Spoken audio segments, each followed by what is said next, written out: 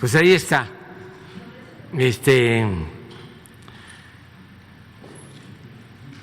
Como ven, este es el problema en los medios de información convencionales, con honrosas excepciones, pero esto es lo que prevalece en todos los medios.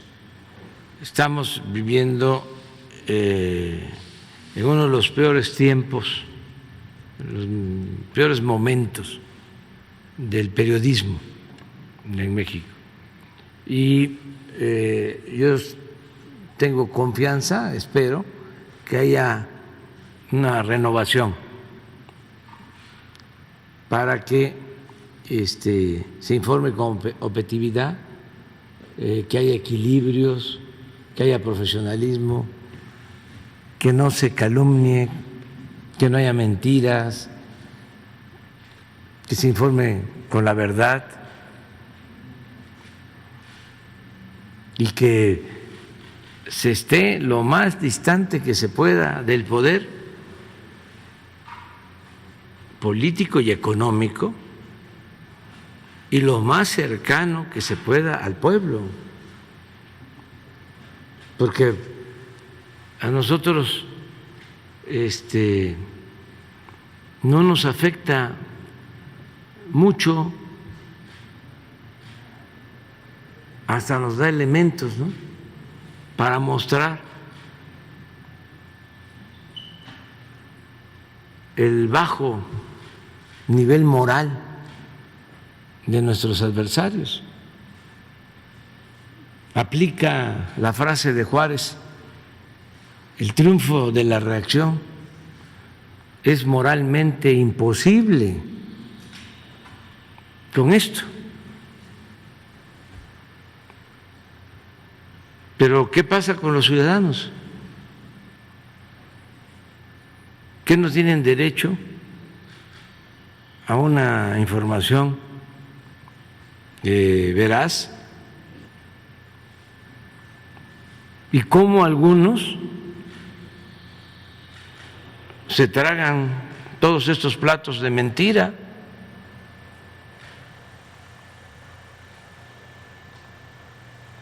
Porque es lo que domina, es el pensamiento dominante.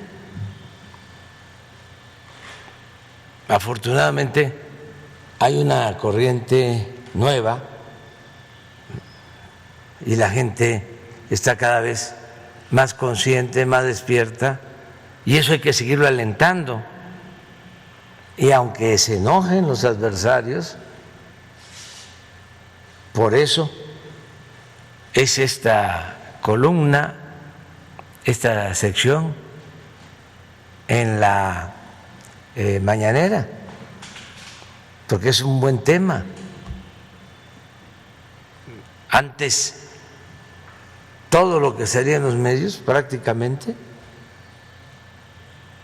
se aceptaba como cierto. Ahora no. Ahora ya la gente ha aprendido a leer el periódico, a escuchar la radio, a ver la televisión,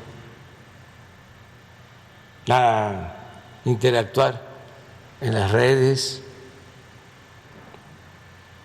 Vamos hacia una sociedad mejor. Y es muy importante el manejo de la información, toda la manipulación de la información, lo que sucedió con el accidente lamentable, con la desgracia de la pérdida de vidas humanas con el metro. Fue tremendo el bombardeo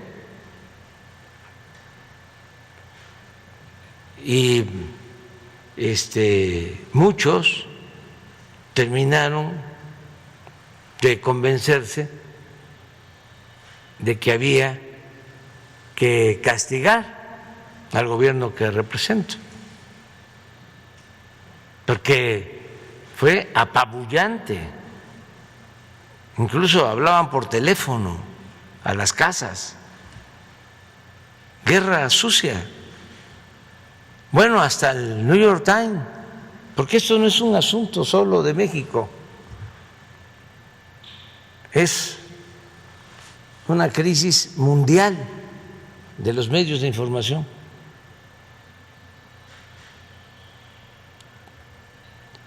El New York Times, ¿no? Gran reportaje. Ahora, desgraciadamente, lamentablemente, se derrumbó un edificio en Florida. Y también, lamentablemente, perdieron la vida muchos y están desaparecidos.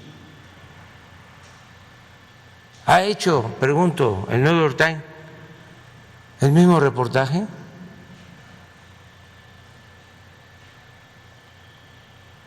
Aquí se conoce de esa lamentable noticia. Hubo una nota en un noticiero y ya, listo, se pagó la cuota, pero se profundizó.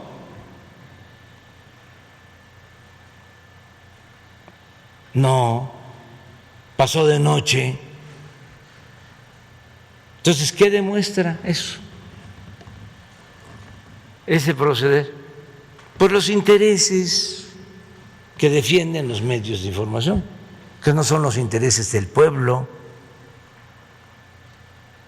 También, repito, con honrosas excepciones, son los intereses de los grupos de intereses creados, de los potentados, de los que tenían secuestrado al gobierno.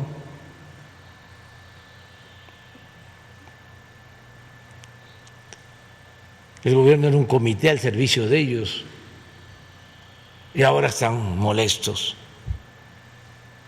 Y además, no solo es un asunto ideológico de que pensemos distinto, pues también es un asunto de intereses, un asunto económico. Se malacostumbraron a robar, a vivir a la sombra del poder público y se les hizo normal, y la verdad no consideran que sea injusto el que se piense en que nada más son ellos los únicos que pueden beneficiarse del presupuesto y a los pobres nada, porque los pobres están pobres porque no trabajan, porque son flojos, indolentes,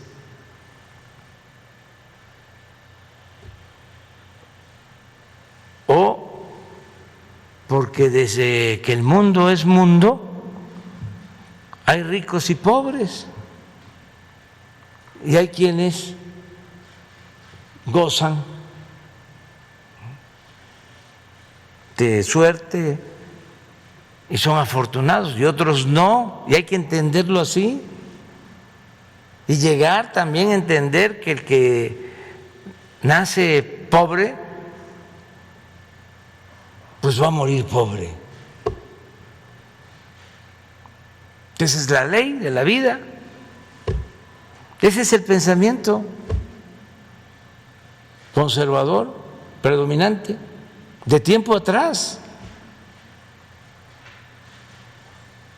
Entonces, por eso la molestia, eso sí, la hipocresía por delante, el ir a la iglesia los domingos, confesar, comulgar, para dejar el marcador en cero,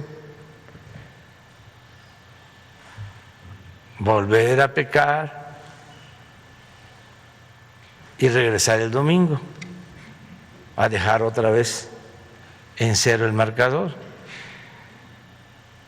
Y así, hacia adelante.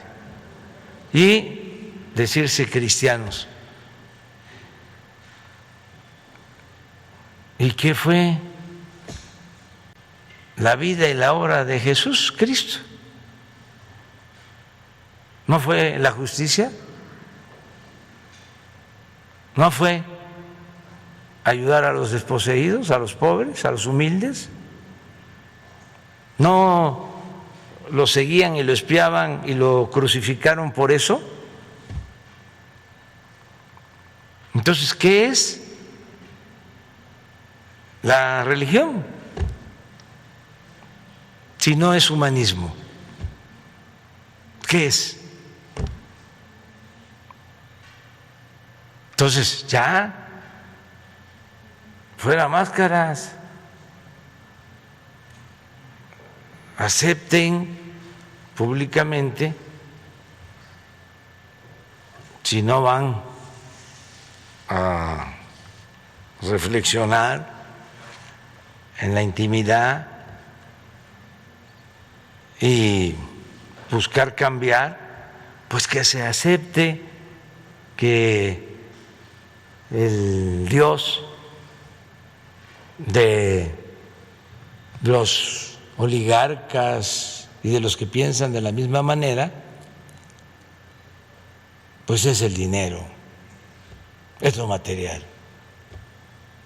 ¿Para qué se van a andar por las ramas?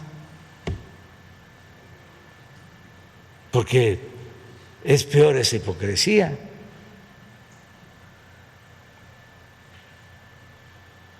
Entonces, sí, es muy importante el ejercicio que estamos comenzando el día de hoy de ver quién es quién en las noticias, porque daña muchísimo. No se olviden, en la historia de México, lo que decía Lucas Alamán, asesor, ideólogo principal del conservadurismo en México, decía a mediados del siglo XIX, cuando fueron de nuevo a buscar a Santana, que estaba en el exilio luego de la tragedia de que nos habían quitado más de la mitad del territorio y él había sido el principal responsable. Y van los conservadores a buscarlo de nuevo. Y le escribe Lucas Alamán.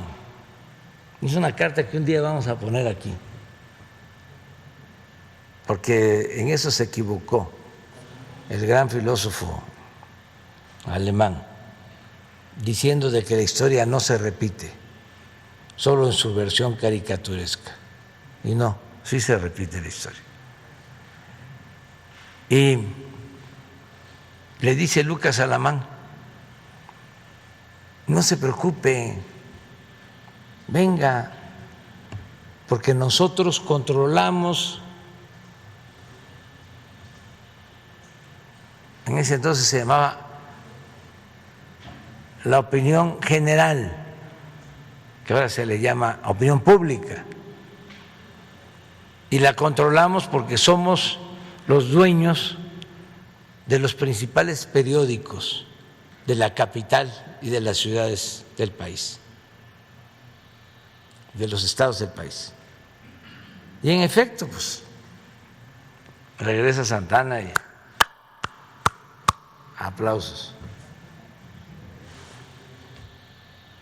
Y ya lo demás pues fue el agravamiento de la tragedia. Pásame el 1853.